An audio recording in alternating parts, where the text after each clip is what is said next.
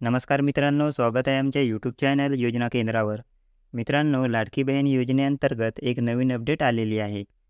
Form submit केल्यावर तुम्हाला pending असे दिसत असेल, तर ते कशाला दिसत आहे व तुमचे फॉर्म कधी अप्रूव्ह होईल याविषयी माहिती देण्यात आली आहे. तर चला मित्रांनो, व्हिडिओला सुरू करूया. जर तुम्ही चॅनलवर नवीन असाल तर आमच्या चॅनलला सबस्क्राईब करा. असेच प्रकारचे नवनवीन व्हिडिओज व अपडेट्स तुम्हाला भेटत राहतील. सर्वात अगोदर प्लेस्टोरवर जा, नारी शक्ती दूत ॲप सर्च करा. ॲपला अपडेट करून ओपन करा. ॲप ओपन झाल्यावर स्किप बटनावर क्लिक करा. तुमच्यासमोर लॉग इन पेज येईल. येथे आपला मोबाईल नंबर टाका. टर्म्स अँड कंडिशनला स्वीकार करा. त्यानंतर लॉग इन बटनावर क्लिक करा. तुमच्या मोबाईलवर एक OTP येईल. ते OTP येथे टाका व व्हेरीफाय OTPवर क्लिक करा. सर्वात खाली तिसऱ्या नंबर येथे क्लिक करा. आता तुम्ही भरलेली फॉर्मची लिस्ट तुमच्या समोर येईल. यापैकी कोणत्याही एका फॉर्मवर क्लिक करा. या ठिकाणी तुम्हाला 4 ऑप्शन पाहायला मिळतील. पहिला आहे SMS व्हेरिफिकेशन डन.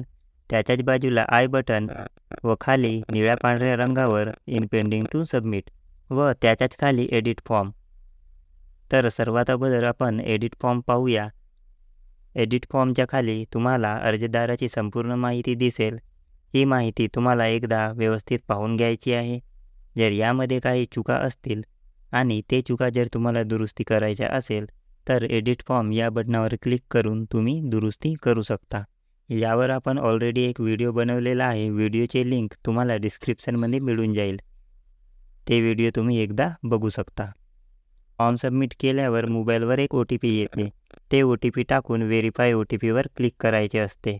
जर तुम्ही OTP टाकून व्हेरीफाय केले नसाल तर तुम्हाला SMS व्हेरिफिकेशन पेंडिंग असे लिहिलेले दिसेल. तर तुम्हाला SMS व्हेरिफिकेशन येथे क्लिक करून OTP व्हेरीफाय करून घ्यायचे आहे. नंतर आहे इन पेंडिंग टू सबमिट. तर याचा काय अर्थ होतो हे माहीत करून घेण्यासाठी तुम्हाला या आय बटनावर क्लिक करायचे आहे. तर येथे तुम्हाला पेंडिंग टू सबमिट असे लिहिलेलं दिसेल व त्याच्याच खाली त्याचा अर्थसुद्धा सांगितलेला आहे. तर याचा अर्थ असे की सर्वेक्षण भरलेले आहे परंतु अद्याप पुनरावलोकनासाठी सबमिट केलेले नाही. अंतिम सबमिशनसाठी हे अद्याप प्रलंबित स्थितीत आहे. म्हणजेच मित्रांनो, याचा अर्थ असा होतो की तुमचा फॉर्म हे सबमिट झाला आहे परंतु अधिकाऱ्याकडून त्याची तपासणी व्हायची आहे. नंतर आहे अप्रूव्ड. सर्वेक्षण पुनरावलोकन करून स्वीकारले गेले आहे. सबमिटरकडून आणखी कोणतीही कारवाई आवश्यक नाही. म्हणजेच याचा अर्थ असा होतो की तुमचा फॉर्म हे अधिकाऱ्याकडून तपासणी करून स्वीकारण्यात आलेला आहे. तुम्हाला आता काहीही करण्याची आवश्यकता नाही. त्यानंतर आहे इन रिव्ह्यू. सर्वेक्षण सध्या पुनरावलोकनकर्त्यांद्वारे मूल्यांकन केले जात आहे. सबमिटर फीडबॅक किंवा मंजुरीची वाट पाहत आहे. म्हणजेच मित्रांनो, याचा अर्थ असा की तुमचे फॉर्मची तपासणी आता सुरू आहे. तपासणी पूर्ण झाल्यावर तुम्हाला कळवण्यात येईल.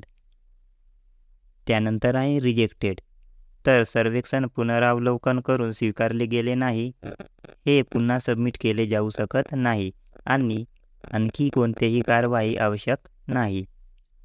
म्हणजेच याचा अर्थ असा होतो की तुमचे फॉर्म हे अधिकाऱ्याकडून तपासण्यात आले व फॉर्मला नाकारण्यात आलेले आहे. आता तुम्हाला पुन्हा फॉर्म भरता येणार नाही व कोणतीही कारवाई तुम्ही करू शकत नाही. त्यानंतर आहे disapproved, can edit and resubmit. तर सर्वेक्षण पुनरावलोकन करून स्वीकारले गेले नाही परंतु सबमिटरला बदल करून पुन्हा सबमिट करण्याचा पर्याय आहे.